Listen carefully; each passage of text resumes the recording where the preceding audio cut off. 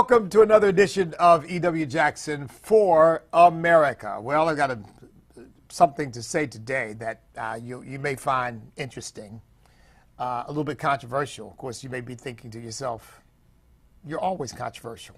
Well, not from our perspective, at least from the perspective of the so-called mainstream media, the intelligentsia, the whomever wants to comment on what we as Christian conservatives or biblical worldview conservatives have to say.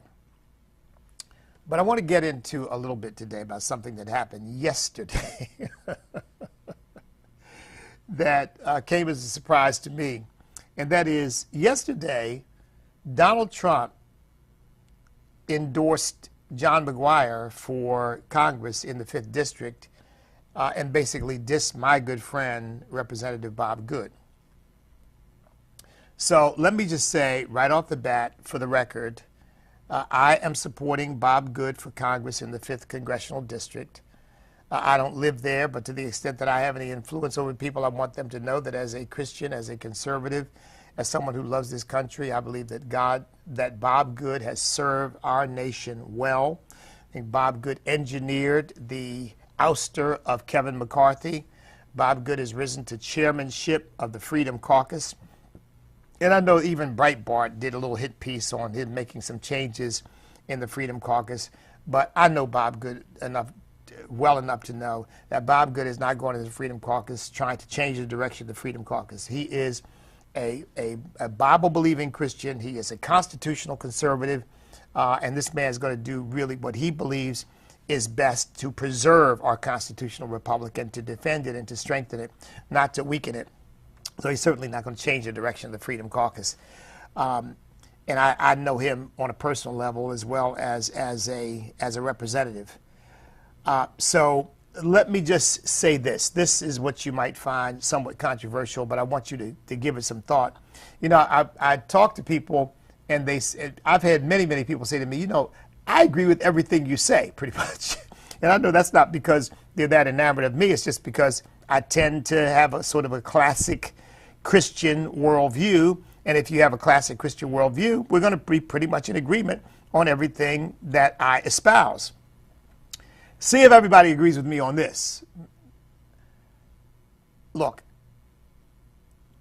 you all know that I ran for president. I announced on July 14th.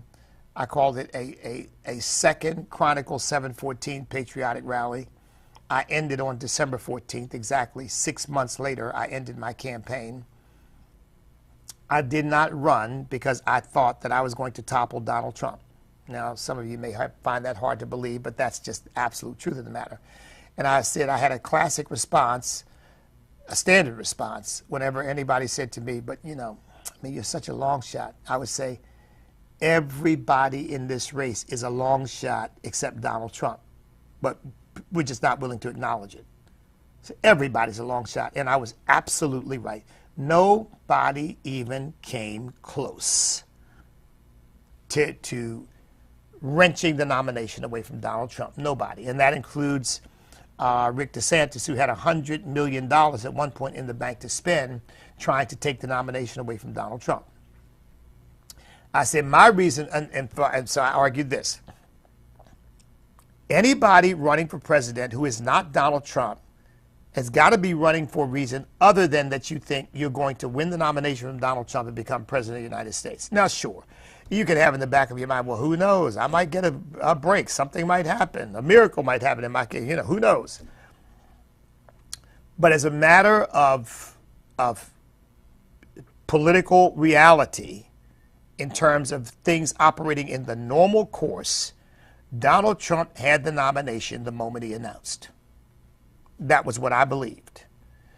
And that short of a move of God of some kind, nobody was taking the nomination from Donald Trump. So why was I running? I was running because I really believed, and I still believe, that we've got to bring God back into the center of our discussion. And frankly, nobody wants to do that. Nobody is doing that. Donald Trump comes closer to doing it than anybody else, frankly. But, of course, if it were me, I'd be doing something very different than what Donald Trump is doing and saying some things very different than what Donald Trump is saying. Maybe that's why I haven't gotten elected, to to any office. I mean, because I'm first and foremost a Christian and a pastor, not a politician. And I'm not going to sell my soul for politics. I'm not going to, I'm not going to throw away my relationship with God in order to get some office. There's some people in politics, Republicans and Democrats, who are more than happy, more than willing to do that. So I was not running against Donald Trump. Now, I said multiple times to those of you who heard me, there are only two candidates in the race who I thought were even worthy of consideration. Donald Trump, number one, and Rick DeSantis, number two. Because, by the way, I mean, I like all of Rick DeSantis' policies, everything he did in Florida. And I think most of us would say, man, everything he did in Florida was just golden. It was beautiful. But he couldn't connect with the American people. He just didn't have what it took to connect with the American people. And the people who supported Rick DeSantis were people who looked at Donald Trump and felt that all of Donald Trump's baggage made him a potential liability, and that Rick DeSantis came as a fresh face with a fresh approach. I mean, I would hear people say, Rick DeSantis is Donald Trump without the drama, okay? And I think it wasn't, at least the people I knew who were supporting Rick DeSantis, I thought they should have supported me anyway, but who were supporting Rick DeSantis, weren't supporting Rick DeSantis because they hated Donald Trump. They were supporting Rick DeSantis because they thought, Donald Trump is in trouble. Donald Trump invites a lot of controversy, and we need somebody with whom those independent voters and so forth will be comfortable. And Donald Trump's not that person. Okay? So that was the reasoning, at least the people I talked to. And I haven't done a poll, but I think that was the reasoning of most conservatives that I met who were supporting Ron DeSantis. Well, Bob Good was one of those people who supported Ron DeSantis, and I know many others. So Donald Trump now is opposing Bob Good for the nomination in the 5th District, not because he disagrees with Bob Good on any policy issue. In fact, he said so in an article. It was because he felt that Bob Good did not support him, and therefore, frankly, he is now getting his vengeance on Bob Good. Now, he didn't use the word vengeance, but I mean, that's what it amounts to. And Donald Trump, he said this on Truth Social. Bob Good is bad for Virginia and bad for the USA. Now, he doesn't talk about policies. He says he turned his back on our incredible movement and was constantly attacking and fighting me until recently when he gave a warm and loving endorsement. But really, it was too late. The damage has been done. Had been done. Well, now, see, not the damage on any policy issue, but in Donald Trump's view, the damage to him. But what damage? You've got the nomination hands down without any real competition. What damage? What damage did the people even who supported DeSantis do to Donald Trump? In my view, none. None. Is anybody talking about anything Ron DeSantis had to say about Donald Trump? Or anything anybody supporting Ron DeSantis had to say about Donald Trump? Is anybody talking about any of that? Nope. Let me explode this myth too, which has been bandied about, that Bob Good was a never Trumper. Well, that's just a lie. I mean, it's really not true. Bob Good wasn't any more never Trumper than I was, and I ran for the nomination, and I didn't run because I was a never Trumper. We got to do anything. I ran because I had an agenda that I felt was important to be heard. Of course, that agenda never did get heard because the mainstream media basically suppressed my campaign. They absolutely refused. Ronna McDaniel and the Republican National Committee absolutely refused to acknowledge this conservative in the race, this Christian conservative in the race. They simply would not acknowledge me. Even though when I went and spoke, the people acknowledged me and gravitated to me. And the people would come up to me and say things like, this is the first time I'm hearing you. I want to know more. I like what you got to say. But that's why they didn't want me to be heard, because they didn't want the people to hear what I had to say. Okay? So, Bob Good is being opposed now by Donald Trump. Bad for Virginia, bad for the USA. I don't even know where he gets that. Yet Bob Good is one of the main leaders who engineered getting rid of Kevin McCarthy, which was a good move. And Bob Good has ascended. I think he's running for his third term. But he's really still a newbie, and he's already ascended to the chairmanship of the Freedom Caucus, which is really the caucus of real constitutional conservatives in the Congress. And I'm not saying people who aren't in the Freedom Caucus aren't constitutional conservatives, but I would say that these are the hardcore people, okay? These are the people who believe that the country is in danger and they're fighting to preserve our constitutional republic, that's what they see as their mission, which is why they call themselves the Freedom Caucus. Now, here's what I really want to get to in this. And this is the part you might find somewhat controversial. And let's see if everybody agrees with me on this. I am supporting Donald Trump for president without any equivocation, without any trepidation, without any reservation. In fact, I have a super PAC, it's a national independent super PAC called Stand America PAC.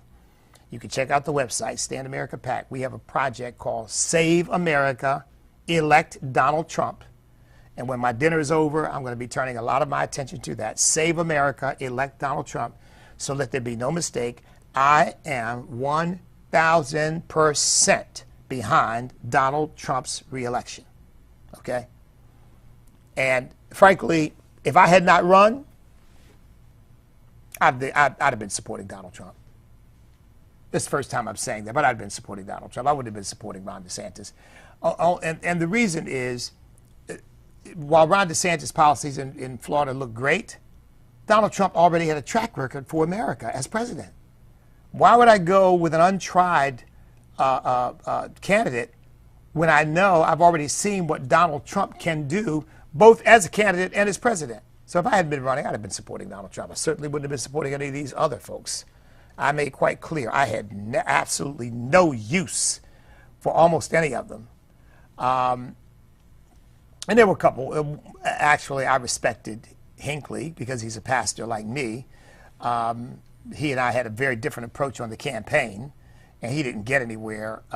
Binkley, I think it is. Sorry about that. I think it's Binkley. But he didn't get anywhere with his campaign anymore, and he had a lot of money to spend. I think he put about $3 million into his campaign. It went nowhere either. So it wasn't even the money issue.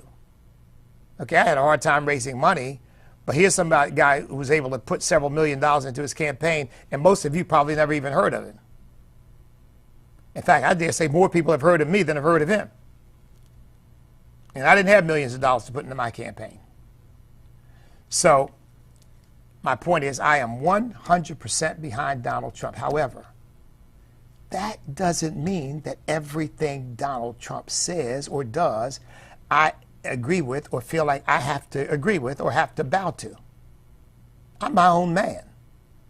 I make my own decisions.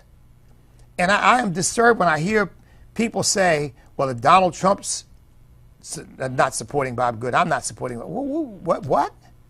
You don't want to examine the issues because Donald Trump hasn't raised any issues against Bob Good. He hasn't said, Bob Good is pursuing this policy and I disagree with that. All he said was, he turned his back on our incredible movement. In other words, he wasn't supporting me, and that's why I'm not supporting him. Well, as far as I'm concerned, that's irrelevant to me. You got the nomination. So if things remain as they are, you're on your way to becoming president of the United States again. I am 100% supportive of you as president of the United States, but that does not mean because you are not supporting Bob Good, therefore I can't support Bob Good or shouldn't support Bob Good. And I would just urge Christians not to, you got to think for yourselves. You got to pray through these issues. And let me just say, I know John McGuire. I like John McGuire. I supported John McGuire in 2 of his election campaigns. That's right, attended his events, contributed to him. In fact, John McGuire came to see me in my home And I don't know how much money I gave him, but I wrote a check for him on the spot. So I am not against John McGuire as a human being or as a person, although I do think the way this has been handled is wrong. I am not in agreement with it at all. I did receive assurances that he had no plans to run against Bob Good. Now, you could argue, well, maybe he just changed his mind, maybe, but you gave me your word that that wasn't what you were doing, and now you're not, and now you're doing it. So you take that for what it's worth, but to me, it means you broke your word. So either you weren't honest with me when you said it, or either your word doesn't mean anything.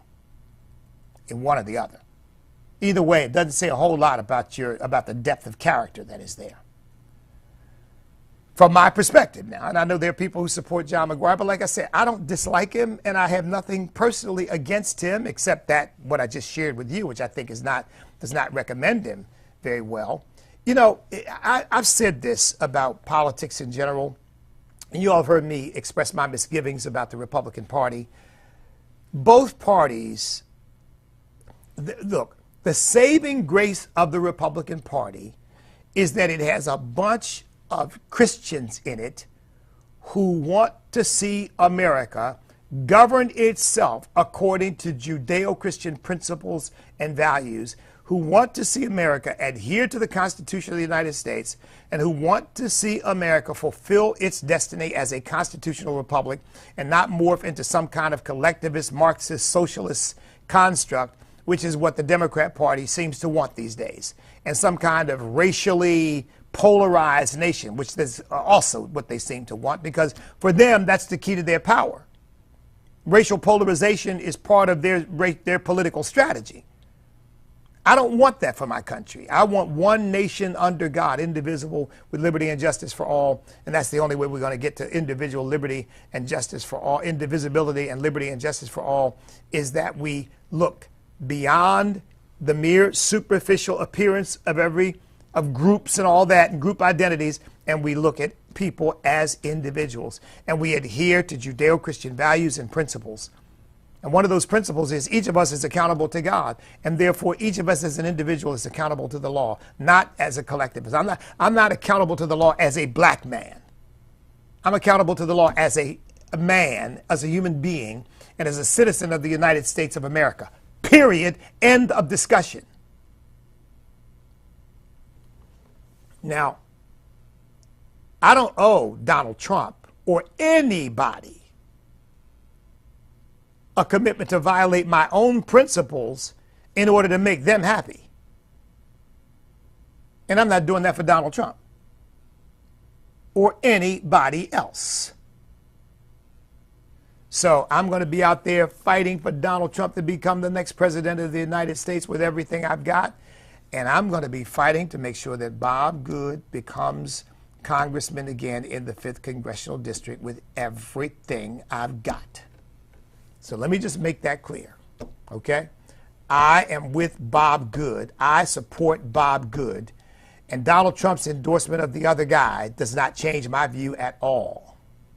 Not at all.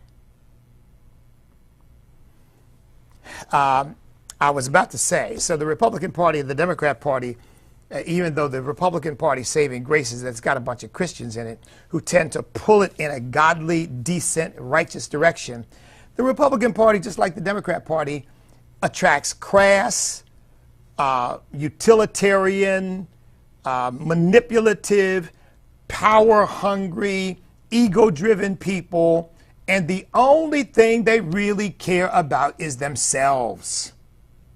And believe me, I've been at it enough to meet and be dealt with by some of those people.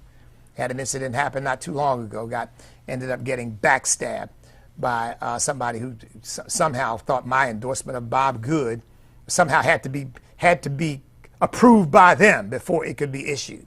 I mean, and ended up sabotaging something I was doing in order to get back at me. See it. God bless them. Go on about your business. I'll pray for you. That's all I can do. I don't spend any time because, see, this is the thing. Of course, some of these people, remember, there's a bunch of people in the Republican Party just like in the Democrat Party. They aren't saved either.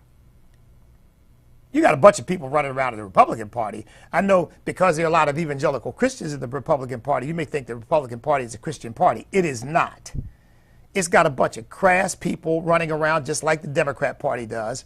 And by the way, it's got a bunch of people who claim to be Christians, but when they get involved in politics, they behave like heathens. They lay aside all their Christian character and basically behave just like heathens. Petty, nasty, vengeful,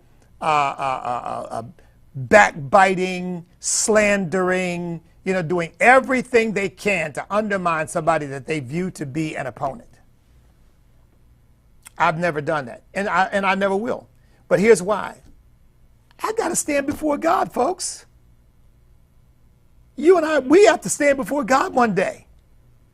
I am not going to have God needing to rebuke me because I put the crassness of politics above the grace of God and put the fruit of my personal ambition ahead of the fruit of the Spirit. Don't get me wrong. I mean, people make me angry and try to wound me and all that. It's not enjoyable. And you find out people, look, the same is true in pastoring, by the way. There's not a pastor alive who's pastored any length of time who doesn't know what it is to pour your heart into people, pour your life into people, have them walk away from you like they never even knew you, turn their back on you like they found you. And if it's true in pastoring, you better believe it's true in politics. You better believe it's true in politics. Loyalty in politics is very, very thin and hangs on a very thin thread for most people. But I will remind you of this as you contemplate these things, as you contemplate these issues I've raised. Keeping your word, being a person of honor, a person of integrity. I know you're not perfect at it because I'm not perfect at it. None of us is. Jesus is the only one who was perfect at it. But that's the standard we are striving for and trying to reach, right? So we're not contemplating, how can I get back at him? He did this to me. I'm going to pay him. Jesus said, if you don't forgive others, your heavenly Father won't forgive you. No, thank you. I don't want any of that. I need the ready forgiveness of God. And therefore, I'm not holding anything against anybody. Now, do my emotions arise like anybody else's when people do bad things? Of course they do. But the thing is, just because my emotions arise doesn't mean I let them take over. Right? I said trying to be led by your emotions is like trying to drive your car by holding the back bumper. You're not getting, that's not going to work. Your emotions shouldn't be in the driver's seat. Your spirit is in the driver's seat. Your faith is in the driver's seat. So I said all that to say, even though the culture of politics in both parties can be petty, venal, nasty, vengeful, you name it, we as Christians can't engage in all that. I'll never forget how disappointed I was with Bill Bolling, because I thought Bill Bolling was a Christian. But after Kenny Cuccinelli ran and competed with him for nomination, to run for governor, and Bill Bolling just went completely berserk, in my view, left the Republican Party and went on a sort of a vengeance tour to try to get back at people. And just like Jimmy Carter, he's supposed to be teaching Sunday school. But you know what I thought to myself? And here again, only the Lord knows them that are his. I thought to myself, this guy's not a Christian. Because if he had been a Christian, he would have said, well, Lord, what do you have for me? Obviously, that's not it. Because I really believe what God has for you, nobody can take away. Okay? They can interfere, maybe, postpone, but the plans, the purposes God has for you, nobody can take them from you. Satan can throw obstacles in the path and all of that. But the path of the just, of the righteous, is like the shining sun that shines ever brighter into the perfect day. That's why you don't spend your time getting off your path, chasing other people who threw rocks at you on the path. You stay on the path that God has for you, and you just keep moving forward. So for you Republicans out there, and of course I'm still one of them, don't be shocked when this kind of thing happens and you see people behaving in vengeful and petty and mean and nasty ways, and you think, wow, but they're sinners just like the folks in the Democrat Party. Republican parties have got a better platform and better approaches for policy purposes, but it's got sinners in it just like the Democrat Party does. Of course, the Democrat Party, the platform is wholly given over to sin. So the Democrat Party is really the party of Antichrist. The Republican Party, because of the Christians that are in it, has a Judeo-Christian base and foundation that keeps it sane. Which, by the way, one of those Christians, Patty Lyman. I've endorsed Patty Lyman for Republican National Committee woman from Virginia. So if you know Patty Lyman, or you hear from Patty Lyman, support her, help her. Patty Lyman for the next National Republican Committee woman from Virginia. I'm supporting Patty Lyman. Patty Lyman is a Christian sister. She's a dear friend. She deserves our support. So I wanted to get that out of the way because, you know, politics being what it is, it's easy for people to fall in one side of the road, a ditch on either side of the road. You know, either you fall into the cultural pettiness and nastiness on the one hand of trying to get back at people and trying to pay people back and spending your time being all angry and upset. That's a waste of my time. I don't have time for that. I believe that kind of stuff will make you sick. You know, they say hating other people is like drinking poison and expecting someone else to die from it. No, thank you. We're going to follow God. And I'm praying for Bob Good to be reelected as congressman from the 5th Congressional District and believing God for that. And then we will go on. I will not spend a bit of time holding it against Donald Trump that he didn't endorse Bob Good, although I don't like it. I wish he hadn't done it. But I won't spend a bit of time holding it against him. And I won't spend a bit of time holding it against John McGuire that he ran against Bob Good, although I don't agree with it. I think he's made a big mistake. I think it's wrong of him to do what he's doing. But I won't spend a bit of time holding it against him. I don't have time for that. I just don't. And if they're right on the policies and any of them came to me and said, listen, will you help me? The answer would be absolutely sure.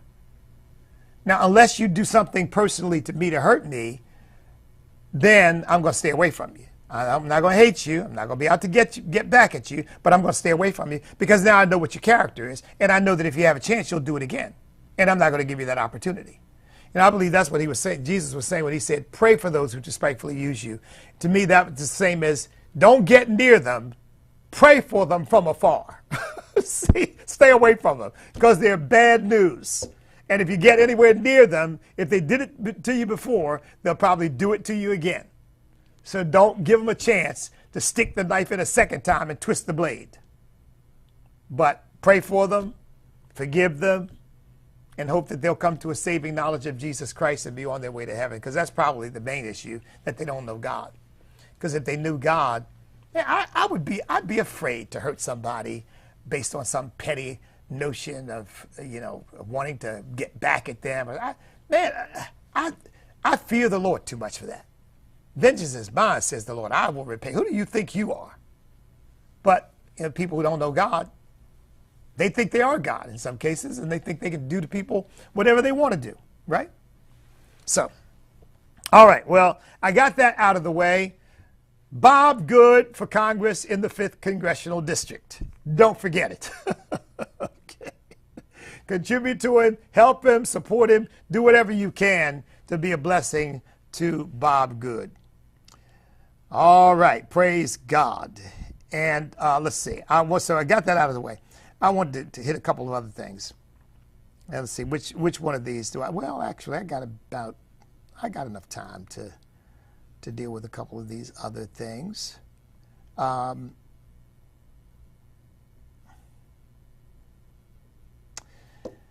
Well, you know what? let's talk a little bit about, again, this trial, the Donald Trump trial, of course. Robert De Niro is out there. Of course, Robert De Niro has completely lost his mind, folks. I mean, whew. Did you hear what he said? He said that Donald Trump's going to destroy New York. He's going to destroy America, and then he's going to destroy the world. I mean, you know, these people are delusional, folks. I can't help but laugh because you think, what's wrong with him? I mean, you obviously have got a screw loose somewhere. You know, and you think Donald Trump's going to destroy New York? Now look, Donald Trump's in his 70s now, right? Was he in mid-70s? He hasn't destroyed New York yet. He was president for 4 years. He didn't destroy the country then and didn't destroy the world then. But all of a sudden, Donald Trump, if he gets elected president, is going to destroy New York, destroy the country, and destroy the world. I mean, this guy needs treatment. He really does. Which proves the point that I've made again and again. And we live in a celebrity culture, you see, where people get all enamored. Oh, you know, this one and that one. I could care less. These people. I was just rereading some dumb stuff Oprah said. This was about 15 years ago. But she has never retracted. She said when she heard a preacher say that God said he's a jealous God, she said, I was done. I was done with that God then, because if you're jealous of me, you're not God. I'm thinking, oh my goodness gracious, you idiot. Just read the verses before and it makes clear God's not jealous of you. He's saying he doesn't want anybody else to be at the top of our affection, our priorities, our devotion, our commitment. He has got to be number one, numero uno. If you love father and mother more than me, you're not worthy of me. If you love sister and brother, you love a son or daughter more than me, you're not worthy of me. He has the first claim on our love, the first claim on our service, the first claim on our devotion, the first claim on our loyalty. That's what he was saying. But this idiot, Oprah, and yeah, I called her an idiot because that's idiotic. And by the way, I don't mean to pick on Oprah. I brought up Oprah because of Robert De Niro. I said, but it proves the point I've made. Just because you become wealthy because you're able to do a particular thing, in this case of Robert De Niro and Oprah Winfrey, it's entertainment. It's, you know, they're good, they have been good entertainers. And so they become fabulously wealthy doing this. Does it mean you're smart about anything else? In fact, you could be dumb as a rock. Do you realize about life, particularly for us as Christians, about life in general, we as Christians are smarter than Bill Gates, Mark Zuckerberg, Jeff Bezos, who am I leaving out? George Soros, name all these wicked billionaires, Mark Cuban, just as dumb as they can be, other than on the issue of making money in their particular realm of action. They're very good at that, obviously. That's how they got rich. But on other things, they are so stupid that they barely register on the IQ scale. And that's what you see with Robert De Niro. Great actor. Done some great movies. I don't know how many Oscars he has. I assume he has some, because, you know, he's been a fixture for many, many years. You know, as just one of the great actors of all time, right? And just as stupid as he can be. And it's just, in that sense, just pray for these people and ignore their shenanigans, because Father, forgive them, for they know not what they do. Look, folks, if anybody's acting like a dictator, it's Joe Biden. He's been flooding the country with all these people, and it's against the law. He was the one. Oh, and by the way, somebody pointed this out. I can't take credit for this, but it was a brilliant point. Said this was the guy who sat in the Situation Room and oppose lethal force against Osama bin Laden, and then authorize lethal force against Donald Trump when they went to raid Mar-a-Lago trying to find these classified documents?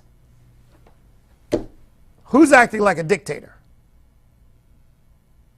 I mean, that tells you all you need to know. Just how stupid the man is. Osama bin Laden, no, let's give him a pass. Donald Trump, well, if you have to shoot him, go ahead and do it. I mean, in effect, when you're authorizing the use of lethal force, when you're going to the home of a former president over the issue of his holding onto classified documents that you believe belong with the National Archives, and you're authorizing the use of lethal force when he's protected by Secret Service agents? Are you kidding me? But Osama bin Laden, who's responsible for killing 3,000 people in New York, when it comes to killing him, no, we don't want to go there. We don't want to go that way. At any rate, you get my point. One other thing I'll raise, and you know what? I think I'll be able to end the program.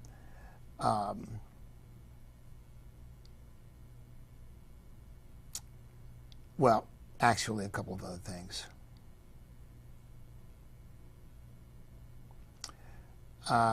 Joe Biden is going to speak from the White House about this trial when the verdict comes in.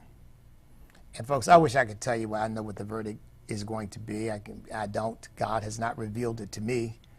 I'll tell you what the verdict ought to be. It ought to be not guilty and send the man home.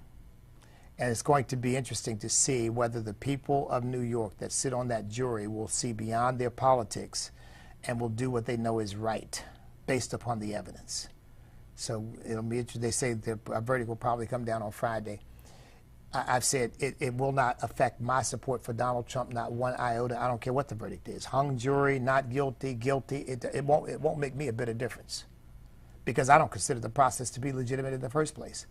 I think Alvin Bragg is a putz. I mean, to me, Alvin Bragg is nothing but a George Soros puppet. And he should not be in any office in the United States of America. He ought to be somewhere licking George Soros' feet. That's where he ought to be. And a lot of these other prosecutors who've been elected by George Soros pouring hundreds of thousands, sometimes millions of dollars into their campaigns to get them in a position where they can release bloodthirsty killers and murderers onto the streets to hurt people and call that some kind of criminal justice reform in the name of George Soros. You ought not be serving as a prosecutor. You ought to be serving as foot licker to George Soros, because that's what you're doing. I said it because I mean it. That's exactly what it is. So the process to me is not legitimate at all. In fact, for all intents and purposes, this is George Soros persecuting Donald Trump with his own little personal sycophantic hitman. So now I don't care what the verdict is. It's not going to change my view one bit. Donald Trump for president, period. End of discussion for me. But the fact that Joe Biden's going to speak to this issue from the White House just goes to show he is trying to drag this country into being a banana republic. What in the world is the President of the United States doing speaking about a criminal justice verdict? Why would he do it from the White House? When everybody knows this is a political trial. This is not a real criminal trial. This is a political trial. But that's what he's planning to do. And he's also planning to enlist the aid of some of the police officers who were there on January 6th, these Washington, D.C. liberals, sadly, police officers who were there on January 6th. He's going to enlist them to go around and as if they know exactly what Donald Trump was doing and saying when Donald Trump said we're going to go peacefully and patriotically to protest. Peacefully and patriotically. I don't know how you get violence out of that. I don't know how you get encroachment into the Capitol out of that. And I don't know how you get out of that when you see on video the police officers, Capitol police officers, ushering people in, how you get out of that some kind of, and I'm not saying some people didn't damage property. Some of the behavior was bad and certainly deserves to be prosecuted. But 5, 10, 20 years? Are you kidding me? Are you kidding me? When we got people who commit rapes, I mean, this soapbox opera who just got killed in California because he's interrupted some guys who were stealing a part from his catalytic converter on his car, and the guy shot him dead on the spot for questioning and raising the question, what are you doing? Somebody pointed out that if the guy had been caught stealing the catalytic converter, he wouldn't have done an hour in jail. Oh, did you get the catalytic converter? Oh, yeah, I got it. Oh, okay, well, you can go home. I mean, that's in effect what... But these people, all of them, as far as I know, committed not a single act of violence against anybody. Okay? And if I'm wrong about that, point it out to me. But to my knowledge, not a single one of them committed a single act of violence against anybody. There may have been some property destroyed. I understand that. And certainly there's a price to be paid for that. I mean, you've got to be punished for that. But years in prison, being held incommunicado, I mean, this is not the United States of America as it ought to be.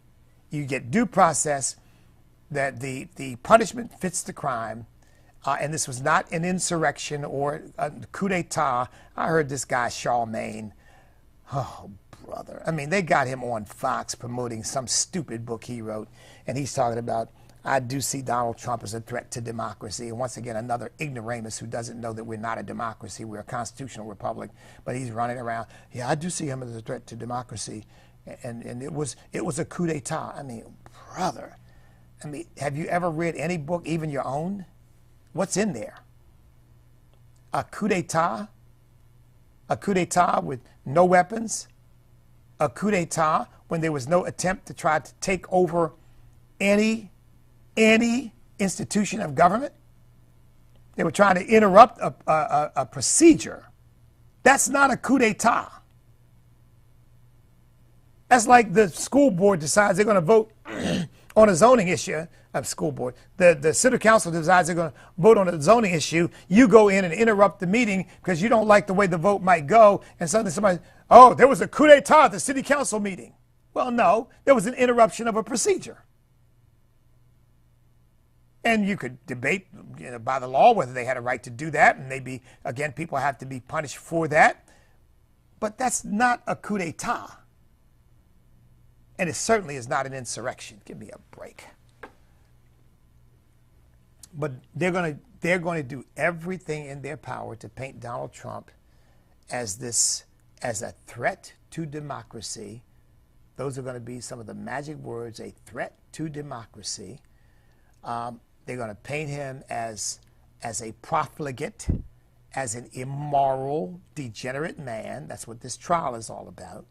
If they find him guilty, then of course they're going to try to smear him with that, yeah, cavorting with prostitutes and porn, porn stars, and he got caught and now he's had to pay, and now he's convicted felon, convicted felon, convicted felon. You're going to hear that mantra. And then, of course, you're going to hear the mantra that he's a racist, he's a racist, he's a racist, he's a racist. And they're going to grab that from wherever they can find something to hang their hats on. And we know we've heard all the stuff, and they'll probably invent some new stuff as well. And none of that matters. I am just as vehement about making sure that Donald Trump is elected president as I am about making sure that Bob Good is elected back to Congress in the 5th Congressional District of Virginia.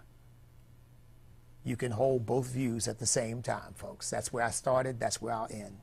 Look, God bless each and every one of you. Oh, my goodness. Oh, my goodness. I've got 1 or 2 minutes. We've got approximately 30 complimentary tickets left. 30.